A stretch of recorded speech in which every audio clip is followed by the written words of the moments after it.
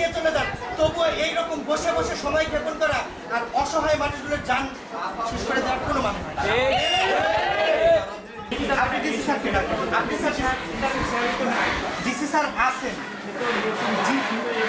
ADC চার্জে আছে, ADC স্যারকে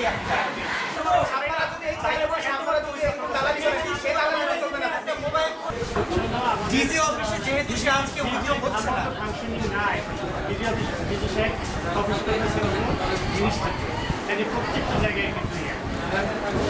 আমার কথা স্যার সে তার চার্জে এখন আছে, দায়িত্বে আছে, সে বদলিও হয় নাই, ডিজি অফিসেও সুযোগ হয় নাই, সেক্ষেত্রে তাকে ডেকে আনেন, আমরা তার সাথে কথা বলবো। আমরা কি চাই? ফিল্ডে নিয়ে দেখাইতে চাই, আমরা ফিল্ডে নিয়ে দেখাইতে চাই। আপনারা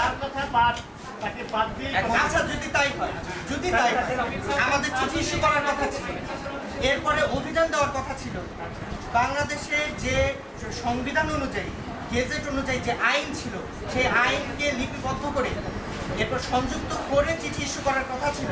ফরিদপুরে 200-এর উপরে ক্লিনিক আছে, একমাত্র ফরিদপুর শহরেই আছে 35টার উপরে।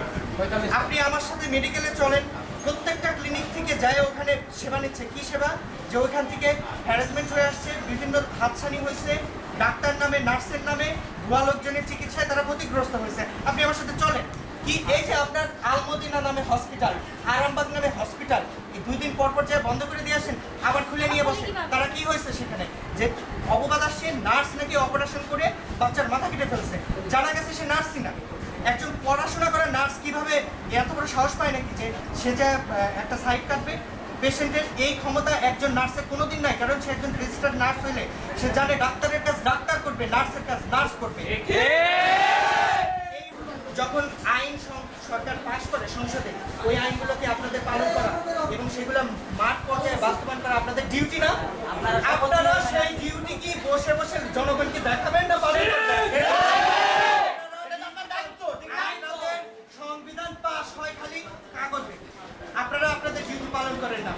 এই বসে বসে কাগজ কলমে আর হবে না, এখন এটা বাস্তবায়ন করতে হবে, হেলথ সেক্টরকে উন্মুক্ত করতে হবে, এইখানে কোনো অপশন থাকবে না।